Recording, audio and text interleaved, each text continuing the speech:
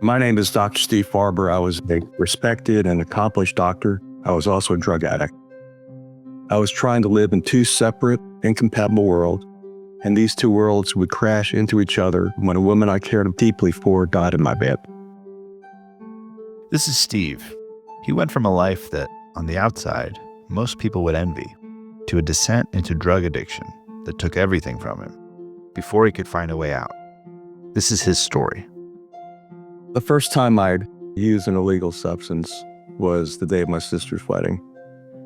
And it was a day that was a big turning point in my life. It was a day that I would say had ripple effects through my entire life. To just give you a little bit of background, I lived a very straight life. For most of my upbringing, I led a very narrow, restricted life.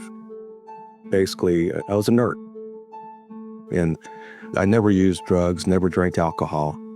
And the day of my sister's wedding, I visited a friend of mine who spiked cookies with marijuana. And I wound up eating a couple of these cookies and started hallucinating. It was a day that essentially ruined my sister's wedding. I was one of the ushers in the wedding, and I went to the hospital. People all thought that I was incredibly ill and were holding the wedding up for me till I got there, and then found out that I'd used drugs that day. The shame of that day, people thinking that I was a drug addict, it led to incredible shame, and it was something that I have not lived down for most of my life. I think my sister didn't forgive me for many, many years.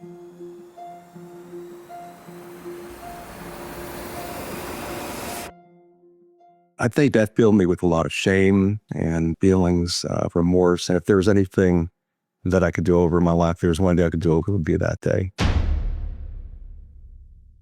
But I think that day really kind of foretold what I was going to become. Before that, I'd never even drank alcohol, never used any drugs, had no intention of using drugs. I was brought up in a very strict family, very conservative family, and the thought of using drugs was not even something that I even thought about. All I did was study. I'd had very little social life. Never drank in college. This was in my 20s, the day of my sister's wedding. I was in my 20s. And it's just one of those things that I think compounded upon other things that had happened early in my life, led to feeling really bad about myself, feelings of low self-worth, low self-esteem. And, I think that led to other problems later in my life. Well, I think I was really sort of source of ridicule, that day from my own family. And I felt turned on by some of my family because they felt that I had done this intentionally. And it almost was like a self-fulfilling prophecy of what was going to happen later, I think, for me in my life. I think from that day on, I think that I was an addict at that point. When Steve would exhibit addict behavior in medical school, he was able to get a handle on it. Steve's ability to be high-functioning despite addiction would be a hallmark of his life. Well, I was going to medical school and really had one problem actually in medical school. In my third year of school, I started drinking fairly heavily. I met a friend who loved scotch, and we used to go out and drink during our training. That was my introduction to alcohol. But at that point, it was relatively controlled when I was in medical school. I never drank to the point of it interfering with my ability to function. Steve lost 5 friends to suicide during his residency training. He would often work 36 hours straight with no sleep. The residency training was like a hazing process to weed out those not strong enough. Not just for Steve, but for many doctors. This sort of working pattern leads to exhaustion, chronic fatigue, depression, and medical errors. Addiction is not uncommon in the medical field, and Steve's story certainly is not unique amongst doctors, with this as a potential contributing cause. It really wasn't until I was in my residency training, I think it was my second year of training in my residency program, where I started drinking to the point of not being able to function, not being able to wake up in the morning to make my rounds, and really adequately take care of my patients. And it was noticed by my peers and by the people who supervised me, and I was called into the office of the chairman of the Department of Medicine, and he had a long discussion with me and wanted me to take time off. I guess at that point, he didn't recommend that I go to any kind of treatment, just recommended I go home and take care of myself, get some rest, and come back to work. So that was never something that was reported. I was never referred to any kind of counseling. I think he just recommended I take time off. And then later I came back and I was able to function. I really wish that it was not as lenient. I wish he had taken more action to try to get me into a program to help me. I'm not sure if I was at a point where I would have accepted it in that time in my life. But I think at this stage, the end of this had happened, I think there would be stricter rules about it. There's more addiction in the medical profession, I think, than people know about. And I think there would have been stricter consequences now if it had happened. And I was actually able to function. And I made the time off help because I was burned out. And I think at that time, I attributed my drinking to just overwork and fatigue. I think there were personal problems that I had from early in my life. There was emotional problems I had that never were addressed. And I think that led to a lot of my drinking, but it essentially calmed down for a period of time where I didn't drink excessively after that. One day, a drug representative came to my office. We routinely had drug company reps come in to tell us about their latest and greatest drugs. And he told me about this medication called Xanax, which was a relatively new medication at that time. It was the new benzodiazepine-related drug that was used for anxiety. And he left about 100 pills in my office. And at that time, there was really no accounting for these. Nowadays, these things just can't be left. These thought bottles can't just be left in offices like that. But back in the 80s, that was pretty commonplace. And he described it as being non-addictive. That's the first benzo that came out that was not addictive. I was feeling a lot of anxiety in my life and depression. Actually, both it was starting to build up more and more the harder I worked. And I decided, heck, I'm going to try this. Xanax was a very good drug from the standpoint of anxiety. It made me feel even less depressed. It worked. But I soon found out over time that the effects of the drug were not what they're advertised to be. From the standpoint of being non-addicting, I found I had to increase the dose more and more. They developed a tolerance to the medications where one pill wasn't enough. 2 pills, weren't enough. 0.5 milligram is not enough. I had to go up to 2 or 3. This drug is now a street drug. Xanax, they're called bars, and these are sold on the street 20 years later. But at that time, I decided to sample and self-medicate.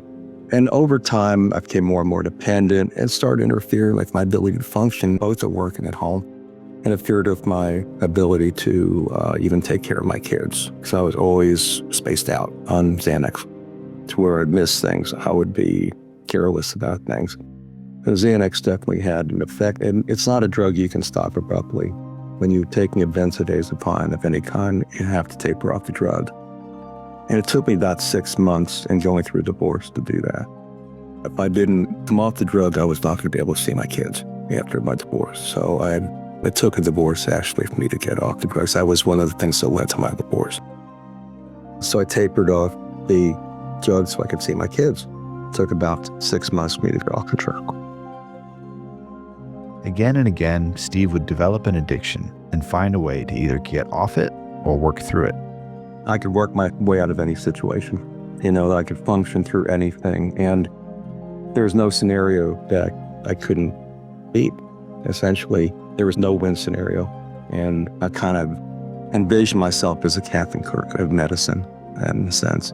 I couldn't lose. I would be able to work my way out of any situation that presented itself. I think if I was in a corner, boxed into a corner, I'd be able to find my way out.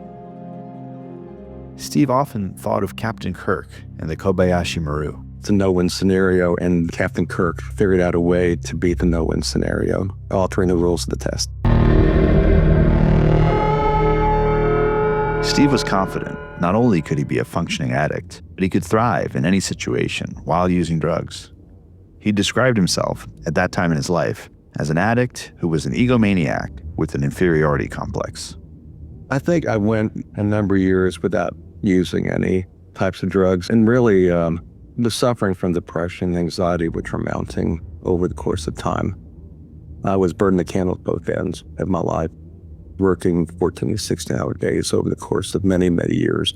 A lot of things happened in my practice. I had a partner that brought in named Charlie Brown, who was also a very hard worker. He was, basically also burning the candle at both ends, and he passed away. He died in my office while we're seeing patients. He was a person who would always take care of other people before he'd take care of himself. I'd see him in the hallway, and he was an asthmatic, and he was constantly using his inhaler all the time in the hallway while he was seeing patients. And I said to him, "Look, Charlie, you got to go see a doctor. You have to go get your asthma taken care of." But he never took the time to do that. He was always working, and then he had 2 small children at home, so he'd go home to his family and then come back to work, and the cycle repeated itself every day. One day we were seeing patients in the office, found him on the floor in the bathroom. We couldn't find him initially, and where's Charlie? We're both seeing patients, and he just disappeared. And I found him on the floor of the bathroom and tried to resuscitate him for about 2 hours and did CPR on my own partner. Couldn't bring him back.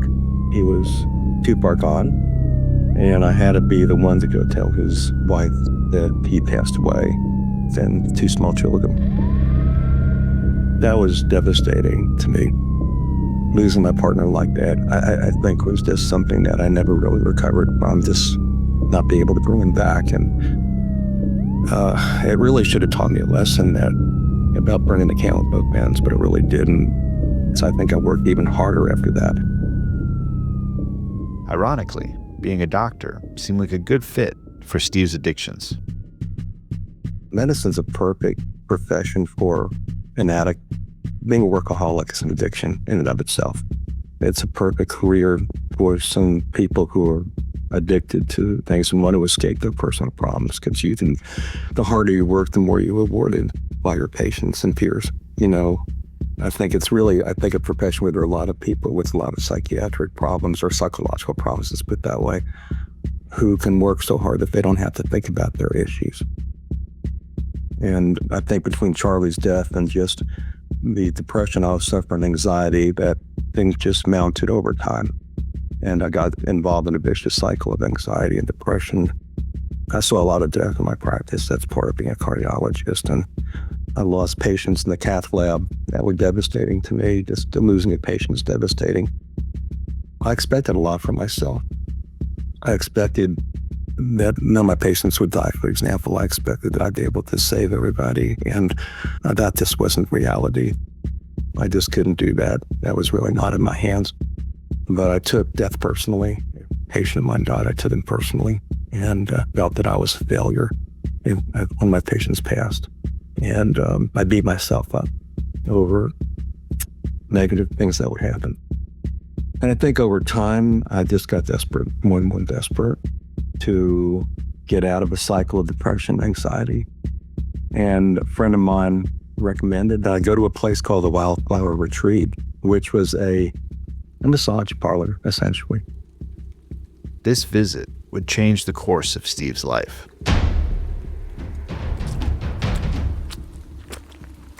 The exterior of the building looked distressed and uninviting, more like an old boarded-up shack than a place in which one would supposedly relax and be pampered. Its rundown facade was broken by a few darkened windows, which, to my amped-up imagination, gave it a somewhat intriguing appearance. What lay behind those panes of dirty glass?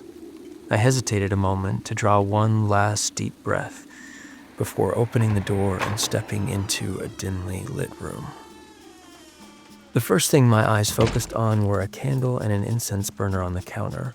Next, they saw an attractive blonde woman wearing a see-through negligee. As I stood frozen with my jaw no doubt hanging ajar, the woman came to the counter and asked quite professionally whether I had made an appointment. Red-faced from embarrassment, I told her that I hadn't arranged anything and wondered if I could be worked in. Work me in? What was I doing? I felt like I was at the barbershop or dentist office. The hostess left for a few moments. My eyes darted to the door, but truth be told, I really didn't want to leave. and in only a few moments, the hostess came back accompanied by an available masseuse.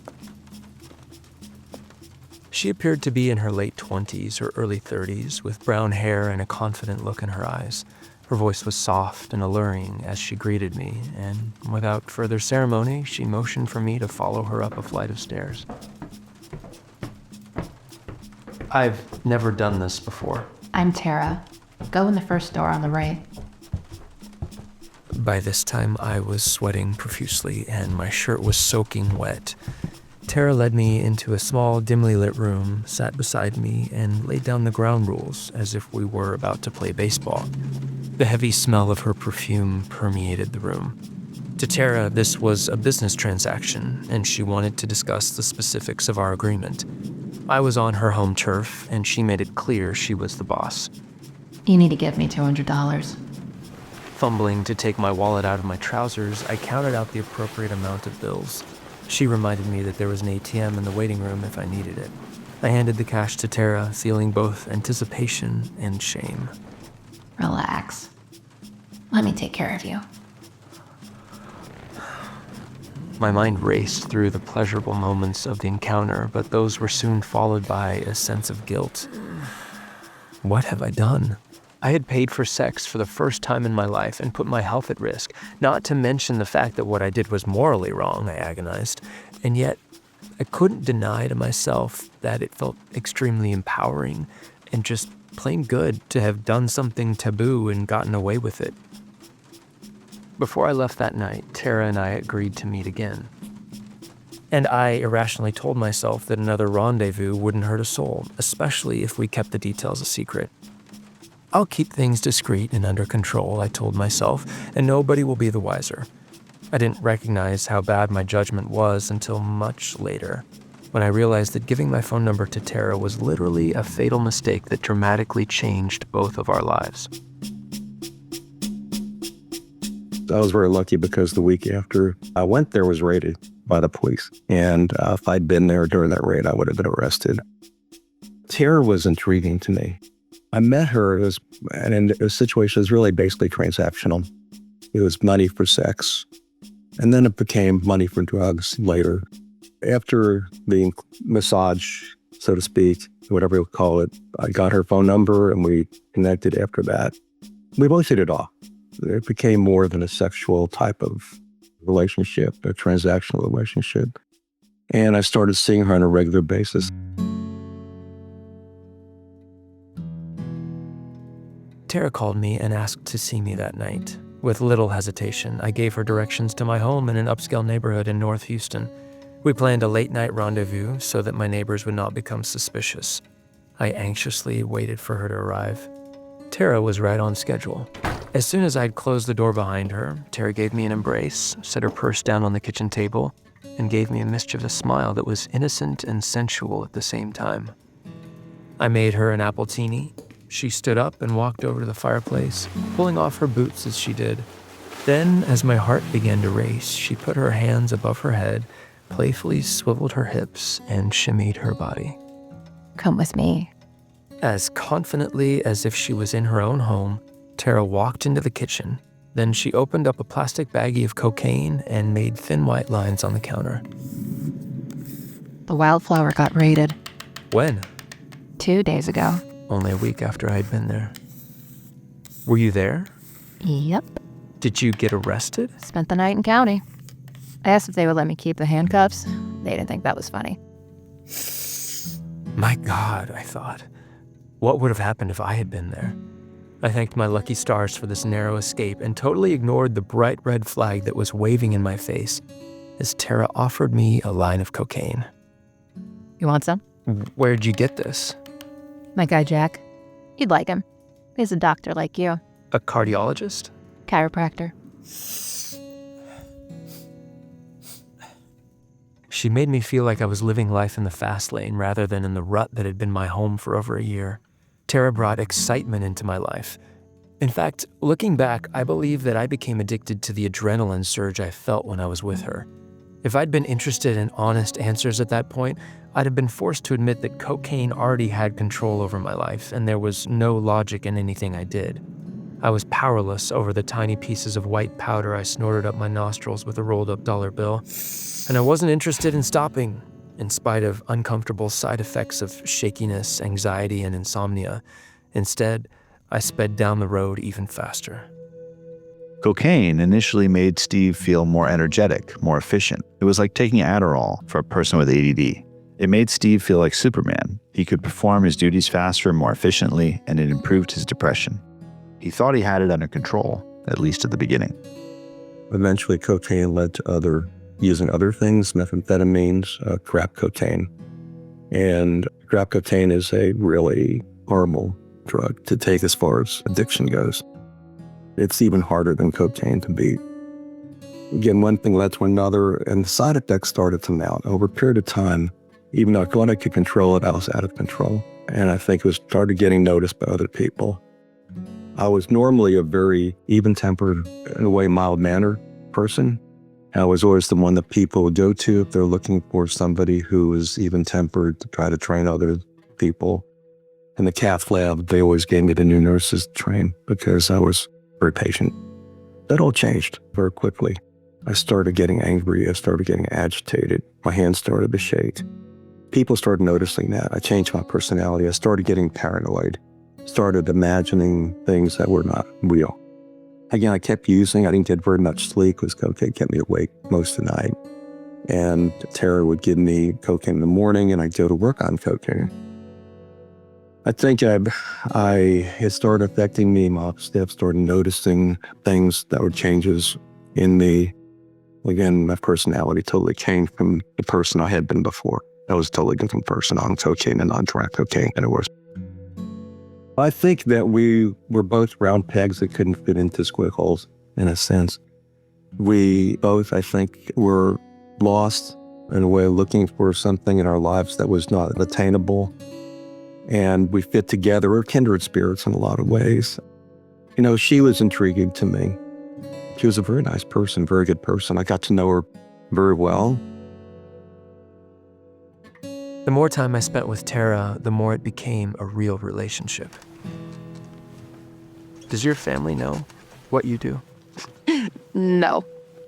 Stupid question, I guess. Hey, what do you know about real estate? Why? There's this neighborhood. It's close to where I grew up. And it was always, honestly, like, super shitty. Like liquor stores and check cashing places and stuff like that. But some developers bought land near it, and they're building this high-end apartment complex. And I know a couple of the old businesses that are open and got sold, and they're building restaurants there. There's a lot on that block that's for sale. In a couple of years, it's going to be worth something. Do you know how much it's going for? No, but I could find out. What would you do with it? I don't know yet. Maybe just hold it and sell it in a few years. Maybe build something on it. Like what? Well, you know what the profit margin is on donuts? I hadn't looked into it. I did. Raw material for a donut only costs like 10 cents. You can sell that donut for $1. And if I can make it seem premium, maybe $3? You know what else has a high margin? Coffee? I knew you were smart. If it's in a neighborhood that feels fancy, maybe I make fake edible gold leaf and put it on the donuts. Sell them for $5 each. That's a business. You're serious about this? My work has an expiration date. With you in that donut shop, every father within a 10-mile radius would be coming in every day. Would you be jealous? Desperately. I'll find out what the lot costs. Do that. I think at the point in our lives where we were desperation type mode, I was desperate to get out of my cycle, my abyss of shame and of depression.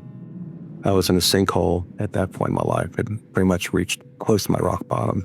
And I think she was also homeless and was looking for something that was unreachable at that time in her life as well. Well, we both were sexually abused in our earlier years.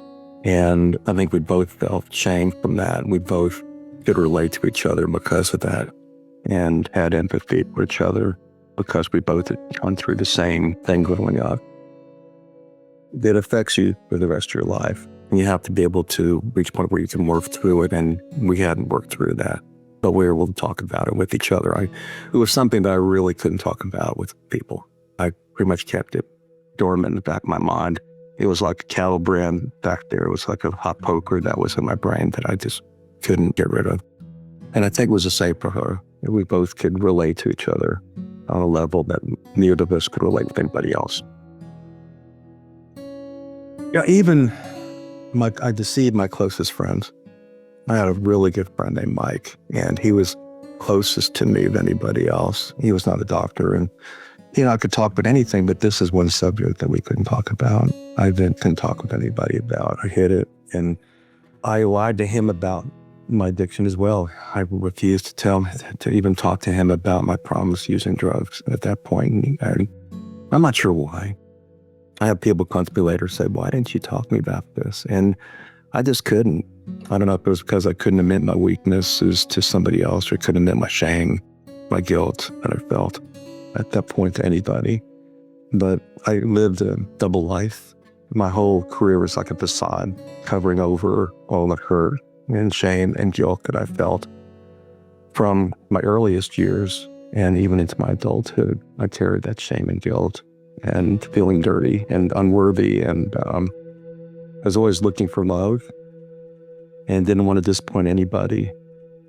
And with Tara, I didn't have those feelings, fear of talking. I felt I could talk to her about pretty much anything, and I didn't have that relationship with anybody else.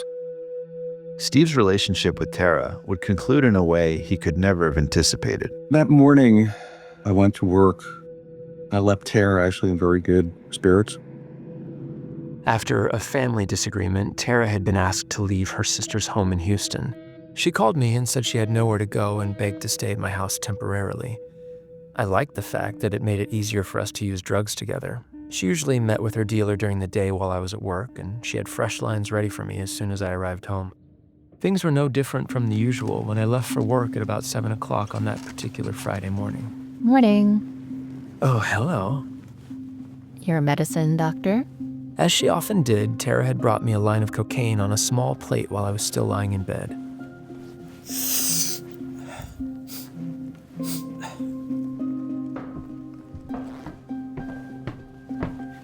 She accompanied me to the front door. She seemed happy and cheerful that morning, flashing that contagious, childlike smile that belied the realities of her lifestyle. What's on tap for you today? I have to pick up my dry cleaning.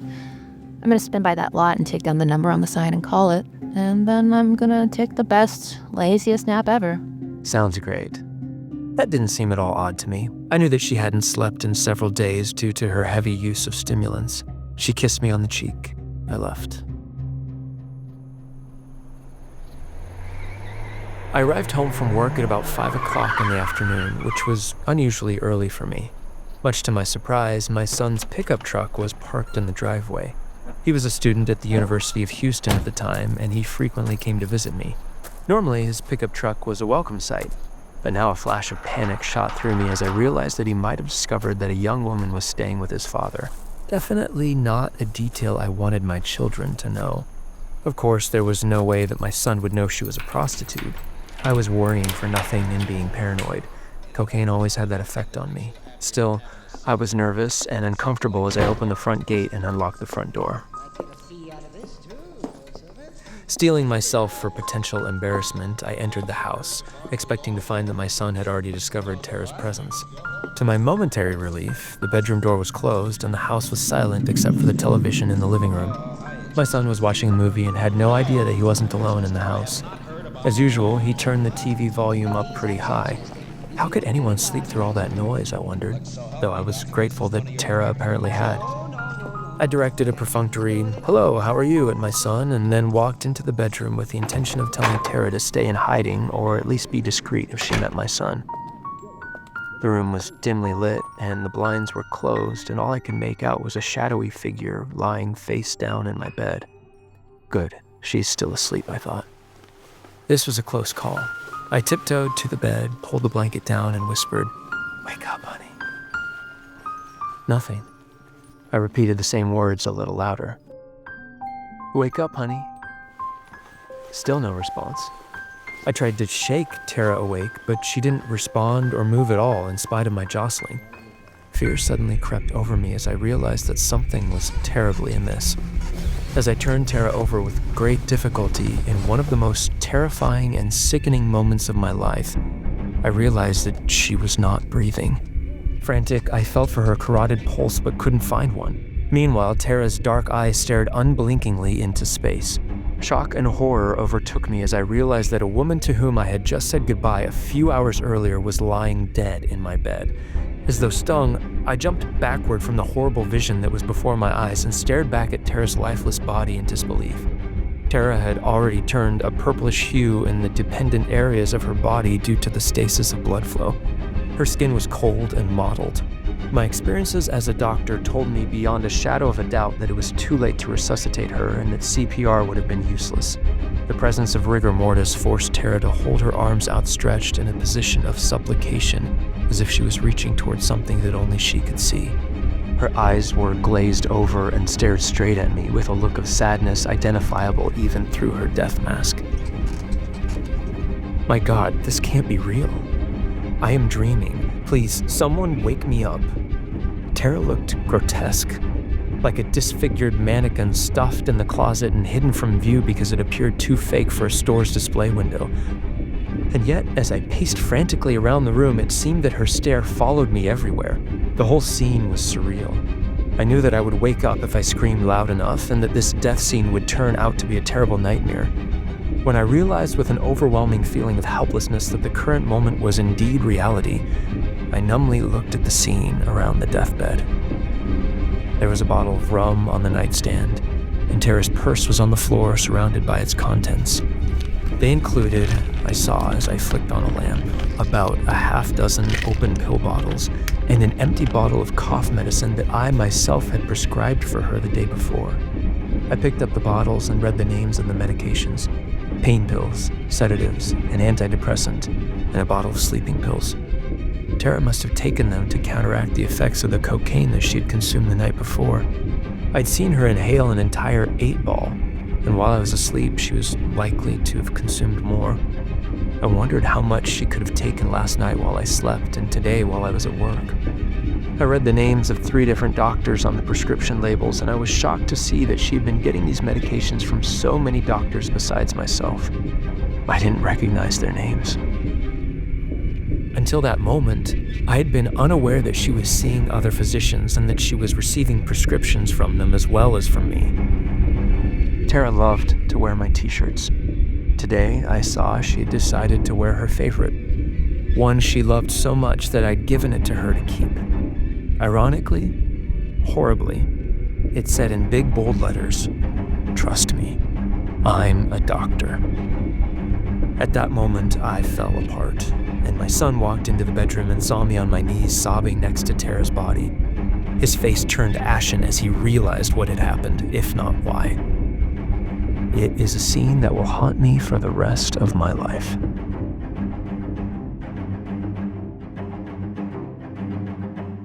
I started crying because here's a woman in my bed who I knew very well, who I started to care about, who was lying dead in my bed.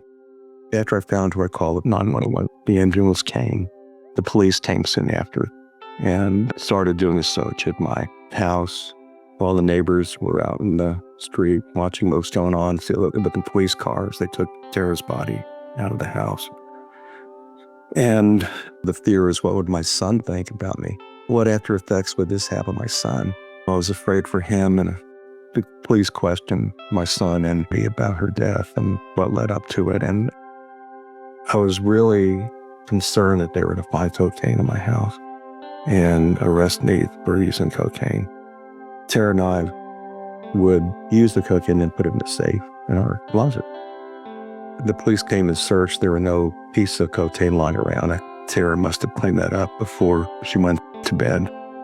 The police never actually found the cocaine that was in my safe. It was later determined that she died of an accidental overdose, but I had actually prescribed the hydrocodone that she'd used to help kill herself. Whether she did, I don't believe she did it intentionally. I believe that this was an accident because I had no at all any feeling from her that she wanted to die. If anything, she was looking forward to a different life and to getting more out of life than what she'd gotten. I started to get more and more agitated and angry during my cases. For example, if something didn't go right, I would really get angry and throw my fist into the wall. And that's something I never used to do before. There was a time when I was talking to a family where I actually suffered from a blackout. I was in the middle of discussing a case I just finished. I was sitting in front of the family, my nurse practitioner was with me. In the middle of a sentence, I just stopped talking.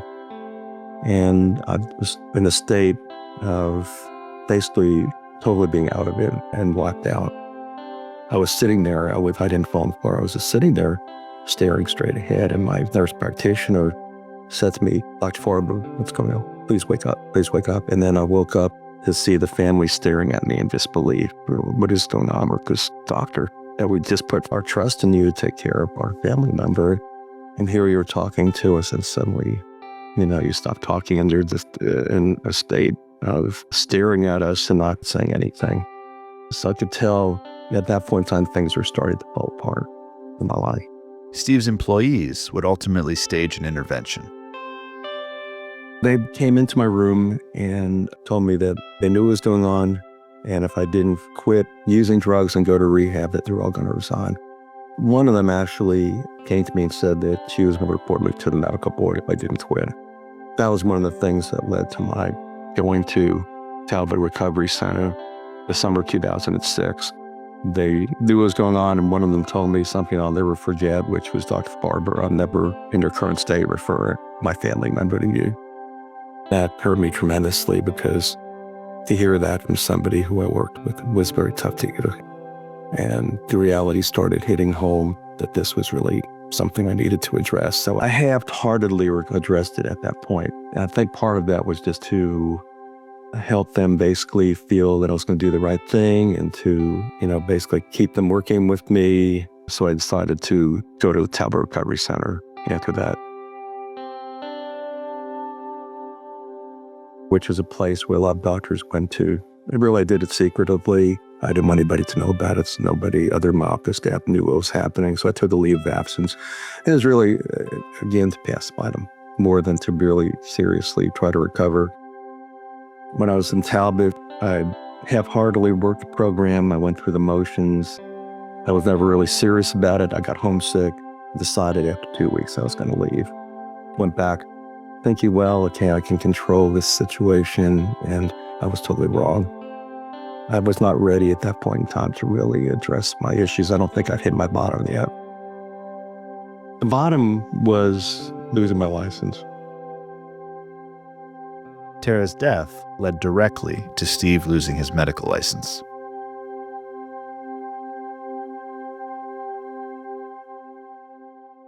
Tara's family found out about the situation regarding my writing a prescription for the hydrocodone for her, and reported me to the medical board. The medical board met early in 2007, and they suspended my medical license. And I lost everything in a heartbeat, everything that I worked hard for many years to attain, both financially and professionally, were totally gone.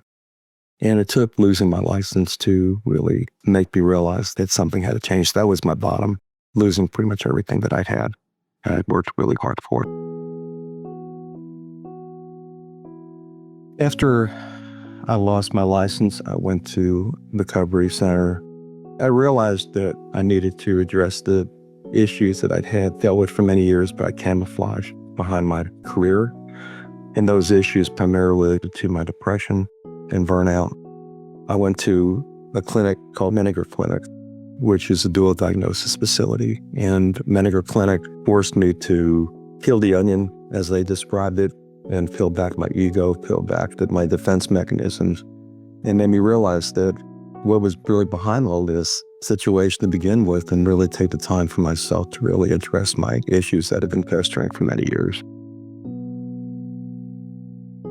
At the recovery center, they give you a lot of tools to try to work with, to try to keep you sober. And the easiest thing is to be sober. The hardest thing is to maintain being sober. You have to realize what your triggers are. And one of the triggers for me was Tara's youthfulness or exuberance and sexuality. I met a young woman on the plane after I left recovery center who was almost identical to her. Had the same personality as Tara, was actually worked in a dance club. I suppose a stripper, although we didn't actually get into that, but she was an exotic dancer, I believe. Gave me her phone number. As we left the plane, she put her hand on my leg, was leaning against me during the flight, and was very much making it very clear that she wanted to have something more after we left the plane. She gave me her phone number, and at first, I was very interested in responding positively to what she was doing, to her overtures. I wound up throwing the phone number away because I didn't want to get back into the same situation I was in before, because I know what would have happened if I had called her. Things would have gone down the same path that they were before, and I just didn't want to risk that possibility. I'd worked too hard over too many months to try to determine what was behind all of this. I just didn't want to risk my sobriety. I was still very fragile at that point in time. My sobriety was very fragile. I'm very glad that I did not follow through with that. My whole career was a Jekyll and Hyde type of career. I was Dr. Jekyll, and there was Mr. Hyde that I was hiding the whole time. My career was a facade for a very much failed personal life, an unhappy personal life. I went through multiple divorces and had a very unhappy personal life outside of work. I always thought I'd be a good father to my children, really bad husband. Work was my life. I think that I threw a lot away at that point in time. I was a split personality while I was working. I was a successful failure, you might call it. I was successful on the surface, but a failure in my personal life and very unhappy in my personal life. I had to work really hard to get my license back. It took me about 8 years to get my license back. The medical board had me drug test for about 8 years, and I had to pass. I didn't fail a drug test for 8 years. I didn't miss a drug test, and they made me jump through a lot of hoops to get back to work. I feel that I'm at a place right now in my life that I'm very thankful for. I feel gratitude every day for where I'm at. I feel I'm where God wants me to be right now. I feel like I'm helping people. I'm where I'm meant to be. Married to a wonderful woman. I feel that I couldn't be living a better life right now. People have come to me and said, gee, Dr. Farber, you threw your life away. And I tell them, look at what life that I have.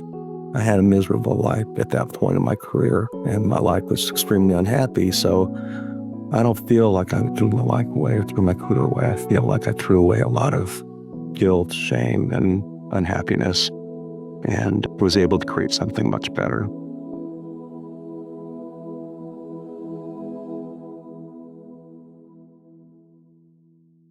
This podcast is dedicated to the memory of my son, Matthew Brian Farber.